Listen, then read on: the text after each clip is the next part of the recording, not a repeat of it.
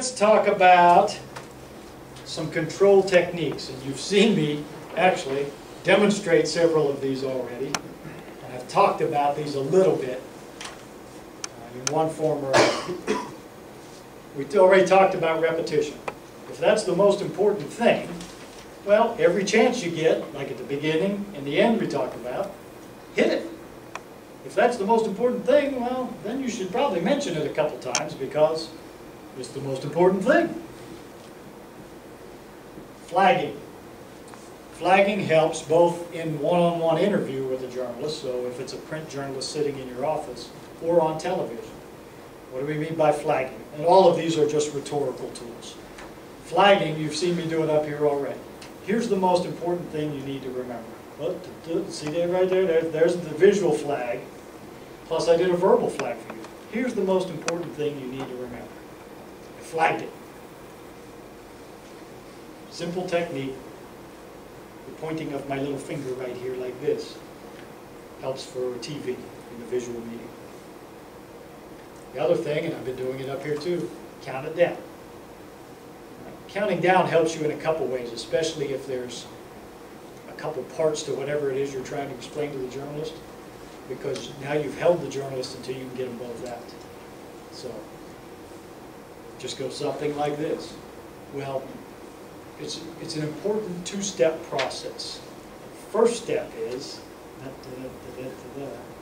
then second step is, You'll usually wait for that. Anybody will wait for that because you told me at the beginning there's two. So now, okay, you got me. I got one. I'm waiting. Now give me two. All right. Oh, you did. Count them down for me. Bridging is a little bit different. Bridging is a tool to help you get back to where you want to go. All right? So here's the quick scenario. Get your 30-minute interview scheduled, you got the journalist walks in, you talk a little bit at the beginning and you ascertain that they have done absolutely no homework and done no anything.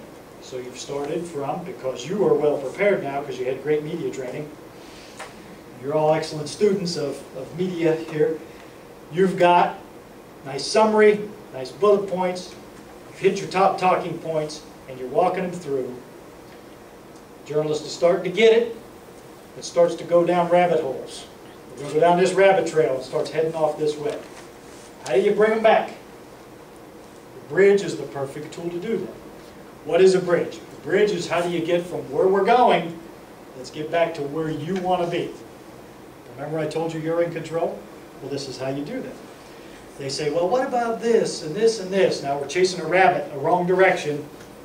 You say, very simply, this is a bridge.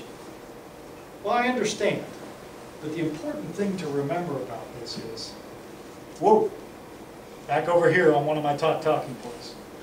All I did was take you from over here where you're trying to go, I'm going to bring you back over here. But the important thing to remember is, okay, well, what about this and this and this and this? Well, the fact is, boom, I'm back on my talking point over here. Okay?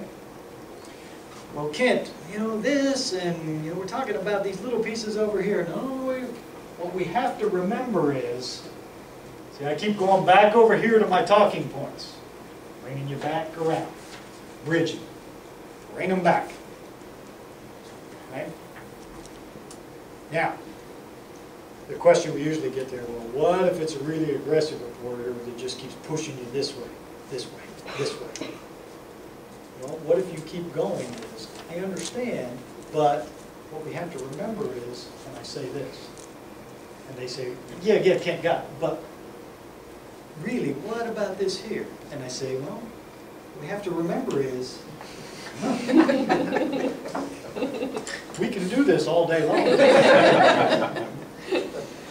Okay? Now, I deal more with issues things, and I'll actually have journalists say, you're not going to answer my question. And I will say, well, what we have to remember is, okay? If I don't say something else, they've got nothing they can use. Now, that's very issues-oriented. For you, you can do more of an explanation. Just to say, well, look, that really doesn't tie in. That really doesn't matter. what's important to remember is now you bring them back over here to gently let them know you're going off somewhere that really doesn't have anything to do with this. Come back over here, because this is what's the most important thing. Okay? The last thing I told you we're going to talk about is personal presence. So what are we talking about in personal presence? Talking about how you look primarily in a visual medium. All right? The old picture here is from the Kennedy-Nixon debates, which just speaks volumes if you ever read or study any of this about your visual presence. Because those that listened to this debate via radio were convinced that Nixon had won the debate. Everybody that watched it on television saw this gaunt-looking, not so good, very white and pale Nixon compared to a young, strong, great-looking, exuberant Kennedy.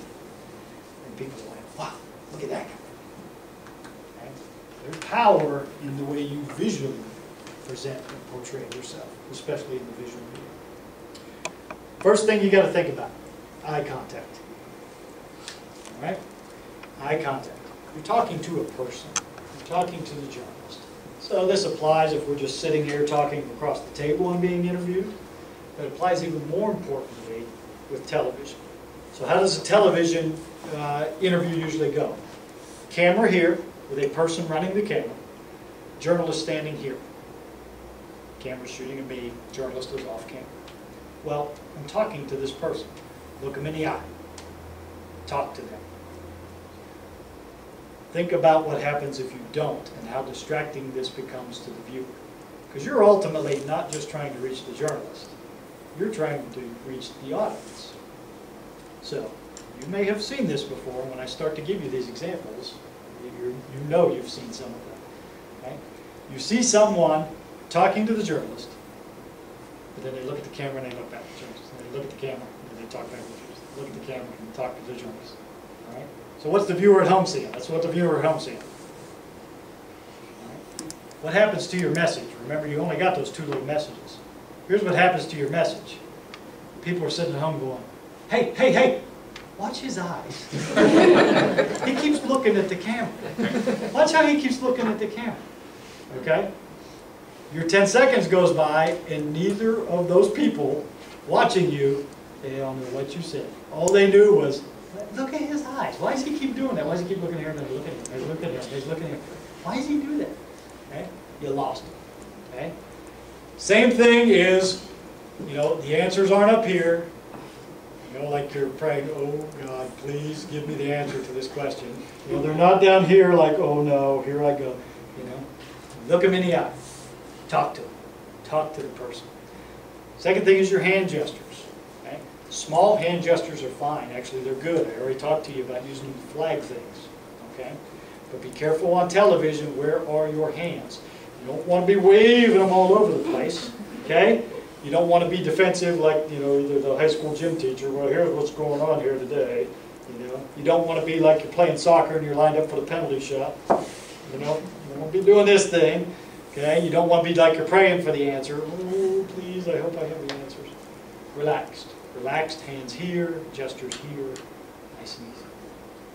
Okay? Okay. Keep your energy level high. You're engaging. You're talking to a person. Smile if appropriate and use appropriate body language. All right? Why do I say it that way? Depends on the nature of your research. Okay? I want you to be excited about your work. Sometimes your work might be on something that's not appropriate to be excited about. Yeah? How do you keep that from happening? You gotta practice. You got your 3 talking points down. You're gonna go on TV. Best thing you can do is lock yourself in the bathroom and get at the mirror and just practice them over and over and watch yourself. And you're thinking, Kent, I'm going to feel like an idiot. There's no way I'm doing that. I'm telling you, I still do it now, and I've been doing this for years. Okay? Because sometimes I don't go to the mirror. I just get myself in my office, and I walk around with my talking points, and I practice saying. And I will even be doing the hand gestures too while I'm saying. All I'm doing is I'm getting them in my mind, The second part is, remember you took the time to write them. You don't want to be stumbling over them the way you wrote them. You have to get that down to where you can say it. Because it's not so much that you're an actor and you have to nail your lines and your words in the exact order. It just has to have all those pieces and has to flow from you. It's got to be genuine. And the only way you know that is by standing up and saying, okay, talking point number 1. Well, the results of my research are... And if it doesn't flow off of you, change those words around a little bit. Now do it again. Do it again. Practice it. You'll have it down.